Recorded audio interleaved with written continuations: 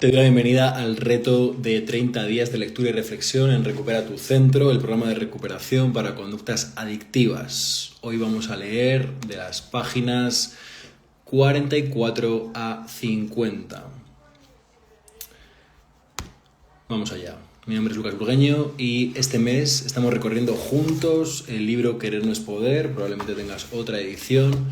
Y recuerda que se trata de ganar cada vez más conciencia y claridad sobre los mecanismos efectivos de la adicción y desterrar unos cuantos mitos que nos encontramos al respecto. Continuamos la lectura donde la dejamos ayer. Hay un dicho entre los alcohólicos en vías de recuperación, según el cual, si usted quiere saber lo mal que le hace sentirse la enfermedad del alcoholismo, no beba y no reciba ninguna ayuda. Porque es entonces cuando se experimentan los aspectos mentales y emocionales de la personalidad adictiva sin la anestesia de la droga. Cathy, por ejemplo, es hija de un alcohólico y tomó la resolución de no convertirse jamás en alcohólica a su vez. Siendo adolescente, cuando en un par de ocasiones se encontró bebiendo por la mañana, se asustó y decidió ponerse límites. Su argumentación, según recuerda, fue: hacer que quede bajo control ahora, de modo que pueda beber algo durante el resto de mi vida. Y lo puso bajo control, en efecto, limitándose a un par de cervezas por día. Pero una década más tarde, a la edad de 28 años, la vida de Cathy parecía estar haciéndose pedazos. La atormentada sensación de ser incapaz en su trabajo de asistente social, tenía pocos amigos y no estaba desarrollando sus facultades en ningún aspecto concreto. Pero no podía darse cuenta de cuál era su problema, hasta que un día escuchó a un orador de Alcohólicos Anónimos en un encuentro al que había asistido con motivo de su trabajo. El orador dijo que él había podido controlar su tendencia a beber durante años, pero que la parte mental de la enfermedad, la falta de autoestima, la sensación de aislamiento, la inseguridad, habían continuado trastornando su vida. La negación de Cathy quedó quebrantada. Se descorrió el velo, me dije. Yo soy alcohólica. Lo supe con certeza en ese momento. Recuerdo que pensé, de modo que ese es mi problema. Finalmente entendí qué era lo que andaba mal en mi vida. Este hombre estaba describiendo las cosas que yo sentía y que no tenía idea de que guardaban ninguna relación con el alcoholismo. Como había estado controlando lo que bebía, no se me había ocurrido que pudiera tener la enfermedad del alcoholismo. Me di cuenta entonces de que aunque controlaba la parte física, la parte mental seguía bramando en mi interior. El adicto entonces está o bien fuera de control o bien tratando de controlar su uso del elemento en cuestión. En cualquiera de ambos casos, el problema subsiste. No usar la droga para el adicto es algo que le demanda un gran esfuerzo. Tiene que pensar en no usarla y esforzarse por lograrlo, debido a que sigue sintiéndose impelido a hacerlo. Por más fuerza de voluntad que ejerza al respecto del uso que hace de la droga, es impotente en cuanto a la enfermedad que sufre en su interior. La pregunta clave, por consiguiente, no es tanto ¿puede usted controlarlo?, sino ¿puede tomarlo o dejarlo? ¿Puede tomarlo o dejarlo? Si usted puede realmente dejarlo, no usar la droga y no preocuparse, no ansiarla y no pensar en ella, entonces probablemente no haya adquirido la adicción.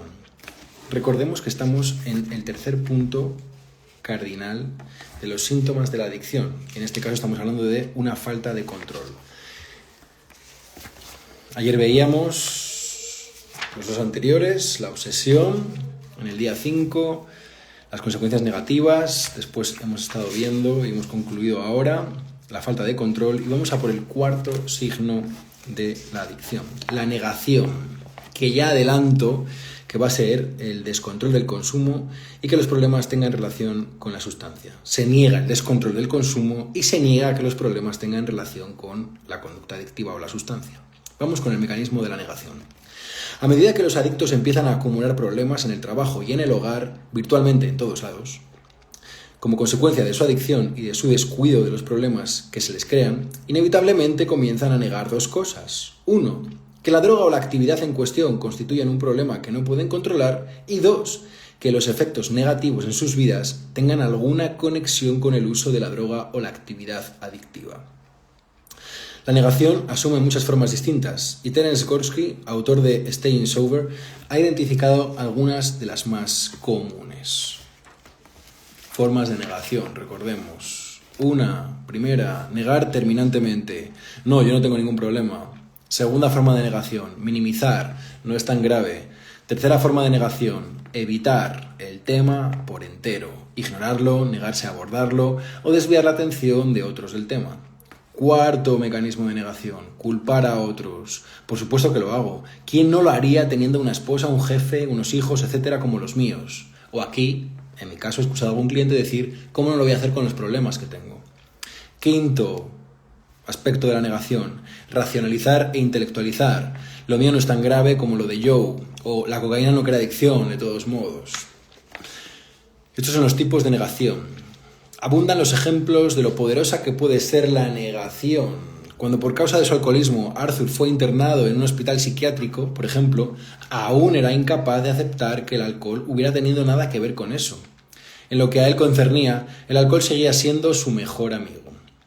Solo por haber ido a parar al manicomio, aunque por cierto podía llegar a admitir que las cosas habían tomado un infortunado cariz, no estaba dispuesto a reconocer que el alcohol fuera el problema fundamental. De hecho, todavía recuerdo la entrevista que tuve con la asistente social, quien me miró y me dijo, su problema es el alcohol.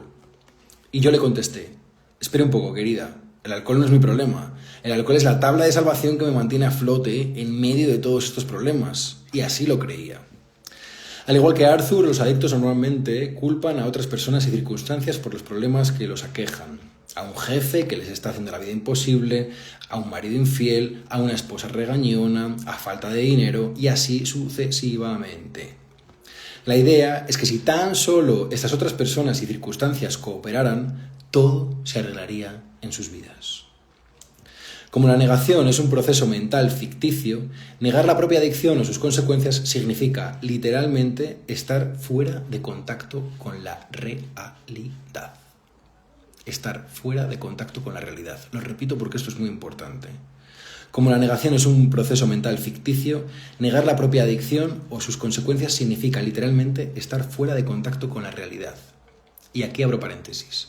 Cuanto más demoremos el contacto de la realidad y de las consecuencias de lo que hace la persona, más fuerte va a pegarle esa realidad. Más fuerte. No creo que haga falta ser más explícito. Más fuerte respecto a su salud mental, más fuerte respecto a su salud física, más fuerte respecto a sus finanzas, más fuerte respecto a acabar muerto en la cárcel o en un hospital o en un psiquiátrico. Cierro paréntesis. En el preciso instante en el que el cocainómano, por ejemplo, toma la decisión de comprar otro gramo de cocaína, aunque ya no le quede dinero para comprarle ropa a los hijos o para pagar la hipoteca de su casa, de hecho, entra en un estado ficticio. Hay un bloqueo de sus facultades mentales racionales. En la medida en que la negación representa una verdadera ruptura con la realidad, constituye nada menos que una micropsicosis, como indicó recientemente Margaret Bean Bayog, psiquiatra del Harvard. Solo en una persona psicótica, afirma, observamos una fractura con la realidad de magnitud semejante a la observada en el adicto. Bean Bayog la denomina micropsicosis, porque la persona por lo general no es psicótica en otros aspectos. El adicto tiene esa ruptura con la realidad de nivel psicótico solo en este único aspecto circunscrito, persistir en la actividad adictiva. El punto clave aquí es que los adictos no están simplemente tratando de manipular y pasarle por encima a todo el mundo. En el momento en que niegan realmente, creen estar diciendo la verdad. Bloquean de su conciencia los hechos que demostrarían lo contrario. En cierto sentido, el adicto está diciendo, si la realidad es dolorosa, no quiero verla. Por lo tanto, cerraré los ojos y desaparecerá. A la persona que debe convivir con un adicto, cónyuge, hijo, progenitor, compañero de trabajo, amigo, pareja, la negación de ésta puede resultarle desesperante. A menos que usted tenga conciencia de que la negación es un síntoma de la adicción y que ejerce un poderoso influjo inconsciente sobre el adicto, se sentirá muy confundido. Los argumentos y las racionalizaciones del adicto pueden ser tan convincentes como para hacer que usted empiece a poner en duda sus propias percepciones. Desde luego, en esa situación, debe confiar en su propia voz interior, más que en los alegatos de una persona que ha perdido contacto con la realidad. La principal función de la negación es evitar que nadie interfiera en el uso de la droga. El adicto tiene que evitar advertir los problemas que le está creando la adicción, porque si los advierte tendrá que hacer algo al respecto. Y esa perspectiva le resulta intolerable una vez que ha adquirido la adicción, como testimonia Beverly, una comilona incontrolada que en cierta ocasión llegó a pesar 150 kilos. Cuando estaba realmente gorda, en verdad no sabía lo gorda que estaba. Tenía una negación al respecto, supongo. Me miraba en el espejo y solo podía ver el tercio central de mi cuerpo, pero aún así no me daba cuenta de lo deformada que estaba. Fue solo tras rebajar unos 35 kilos y ver una fotografía cuando me di cuenta de lo mal que había estado. Si lo hubiera reconocido por entonces, habría tenido que hacer algo al respecto, porque la realidad de la situación era verdaderamente intolerable. Hasta me costaba desplazarme por la habitación, y lo sabía en ese momento, pero no soportaba saberlo de manera que lo bloqueaba. El adicto niega por consiguiente debido a que hacerlo le resulta eficaz, como señala Gorski, en el corto plazo, que es todo lo que el adicto le importa. Mientras que la propia adicción le está haciendo imposible la vida, la negación lo ayuda a mantenerse fuera de contacto con ese hecho y a preservar la ilusión de que todo está bien, de que se controlan las cosas. La negación le permite al adicto conservar algunos sentimientos positivos acerca de sí mismo, al bloquear su percepción del creciente caos que hay en su vida. En otras palabras, cuando las ilusiones del adicto, su imagen idealizada de sí mismo, son atacadas por la realidad invasora, el muro de la negación debe interponerse. Porque en el mundo en blanco y negro de los adictos, como veremos, aquellos que no mantienen la ilusión de estar bien, se sumirán en un profundo autodesprecio y experimentarán sentimientos de indignidad, de vergüenza y de humillación. En consecuencia, la negación es un esfuerzo autoprotector, debido a que los adictos creen acerca de sí mismos y del mundo que los rodea. Es un intento de retener cierta integridad personal, no importa cuál. El adicto está obrando bajo un falso sistema de creencias y no sabe que no es necesario o siquiera posible ser perfecto, que el arreglo rápido no da resultado y que puede ser ayudado por otras personas. Voy a repetir esas 3 ideas porque son fundamentales y son parte del gran engaño que mantiene a las personas sin pedir ayuda y en fase de consumo y rechazando ayuda, rechazando tomar responsabilidad y rechazando los apoyos que aparecen en sus narices. El adicto está obrando bajo un falso sistema de creencias y no sabe que no es necesario o siquiera posible ser perfecto, que el arreglo rápido no da resultado. La recuperación no es un tema de aguantar 20 días, 30 días limpio, es un proceso de vida. Y tercero, que puede ser ayudado por otras personas de forma efectiva, que hay profesionales cualificados, que hay una ciencia detrás de la recuperación, que son claros los mecanismos, que hay muchas estrategias y muchos recursos para hacer frente a todo el malestar adictivo que aparece en el proceso, pero hay que dejarse ayudar. Cierro paréntesis. El principal efecto destructivo de la negación es que le impide al adicto corregir su conducta, puesto que está fuera de contacto con ella. Como lo expresa un prestigioso especialista, han desaparecido los circuitos de retroalimentación. Aunque los problemas del adicto se están tornando cada vez más graves y los indicios de la adicción más visibles, esta información no le está llegando. El adicto la desvía y la elude y no puede contemplarse a sí mismo y decirse: esta sustancia conducta está afectando mi trabajo, mi matrimonio, mi salud. De manera que lo mejor será que le pongan fin. El adicto no puede hacer esto porque no está recibiendo la información. Y esto es por lo que todos los adictos están destinados a chocar contra un muro, porque nunca se lo vieron venir. Abro paréntesis. O porque los familiares, pareja, compañeros de trabajo, hijos, madre, padre, le taparon ese muro. Le pusieron una tela delante de ese muro. Le trataron de retener contra ese muro. Trataron de pintarle el muro de verde, de rosa y de colorines de arcoíris, pero el muro está esperando y el adicto va a chocar contra él antes o después. Cuanto más tarde en chocar, más fracturas se harán en el cráneo. Continuamos. La pregunta que muchos lectores pueden estarse haciendo a estas alturas es la siguiente: ¿cómo es posible que una persona normal, una persona que no tiene una evidente dolencia psicológica, que es bastante eficaz en su trabajo y en otras esferas de la vida, se convierta en adicta y no se lo vea venir? En el capítulo siguiente examinaremos qué es lo que sucede precisamente cuando una persona común y corriente queda atrapada en un ciclo de conducta adictiva. Muy bien, fin de este capítulo. Me parece importante resaltar esta idea. El adicto solamente piensa en el corto plazo. Es una mentalidad adolescente completamente. Es una mentalidad infantil. Tener perspectiva en el tiempo, demorar la recompensa, pensar a medio y largo plazo es incompatible con la adicción. Por eso son habilidades fundamentales en recuperación. Tener perspectiva en el tiempo, demorar las recompensas, pensar en el medio y en el largo plazo son habilidades fundamentales y que se desarrollan en recuperación, o al menos en cualquier recuperación que sea efectiva, no una pérdida de tiempo y de dinero. Continuamos. ¿Cómo cae en la adicción la gente común? O, personalmente, yo llamaría a este capítulo ¿Cómo no se ve venir la adicción? ¿Cómo no se ve venir la adicción? Vamos allá. Recta final, página 50. Un individuo no precisa reunir todos los componentes de una personalidad adictiva o estar emocionalmente perturbado para caer presa de la conducta adictiva. Basta con que guarde en su mente el recuerdo o la marca de una experiencia con cierta actividad o sustancia que le resultó excepcionalmente reconfortante, aliviadora o placentera. Más adelante, cuando ese individuo sufra un alto grado de tensión nerviosa, como nos sucede a todos en un momento u otro, tal vez se sienta inconscientemente impulsado a procurarse otra vez esa sustancia o actividad. Sin que llegue siquiera a advertirlo, puede ponerse en marcha un círculo vicioso. En el caso del alcohol, las drogas y quizá incluso ciertas actividades exaltadoras como el juego, los efectos bioquímicos que éstas producen en el cerebro, como veremos, refuerzan la dependencia. En muchos sentidos, el proceso de la adicción se puede comparar con el de entablar una relación. A medida que atravesamos las sucesivas etapas, nuestro compromiso se intensifica y el influjo que ejerce sobre nosotros se vuelve más fuerte.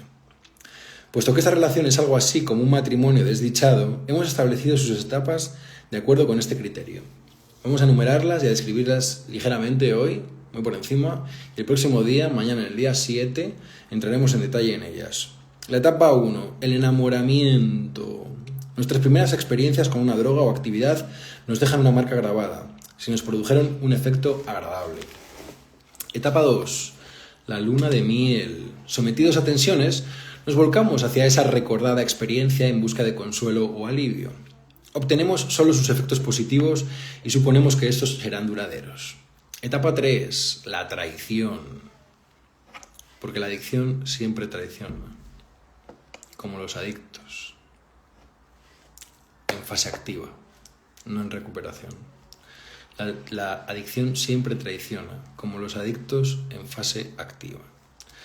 La droga o actividad que tan buen servicio nos ha prestado se vuelve en nuestra contra. Ya no nos eleva. Etapa 4, en la ruina. Desatendiendo los indicios cada vez mayores de los efectos negativos de la droga o actividad, tratamos de recuperar la luna de miel incrementando nuestro compromiso con ella. Etapa 5, apresados. Ahora, cuanto más nos debatimos por romper la adicción a través de la fuerza de voluntad únicamente, más caemos en sus garras. Muy bien, hemos completado la lectura del día 5. Y hoy, antes de terminar, te dejo la siguiente pregunta, que es la pregunta del día 5. Perdón, del día 6. Estamos en el día 6. ¿Qué precio pago después de evadirme? ¿Qué precio pago después de evadirme? Así que, si estás en el programa de RTC, dedicas 2 minutos a escribir en tu cuaderno la reflexión y la guardas para compartirla en el grupo de los jueves. Y recuerda que no buscamos respuestas perfectas, buscamos respuestas honestas. Y si estás escuchando esto fuera de la comunidad de CEMIC, de RTC, el programa Recupera tu Centro, te invito a hacer exactamente lo mismo, coger tu libreta para el reto de 30 días y responder reflexionando a esta pregunta. ¿Qué precio pago después de evadirme? Después de utilizar mi patrón negativo, mi sustancia o mi conducta adictiva. Muchas veces el cambio empieza mucho antes de tomar la decisión de entrar en recuperación. Así que empecemos por dejar de huir de lo que sentimos y de lo que podemos ser conscientes. Durante años he visto una y otra vez el mismo patrón. Las personas no cambian porque les falte fuerza de voluntad. Cambian cuando entienden qué función, para qué están haciendo lo que hacen y cómo pueden conseguir lo mismo sin destrozar su vida. Nos vemos mañana para el día 7 del reto de 30 días de RTC.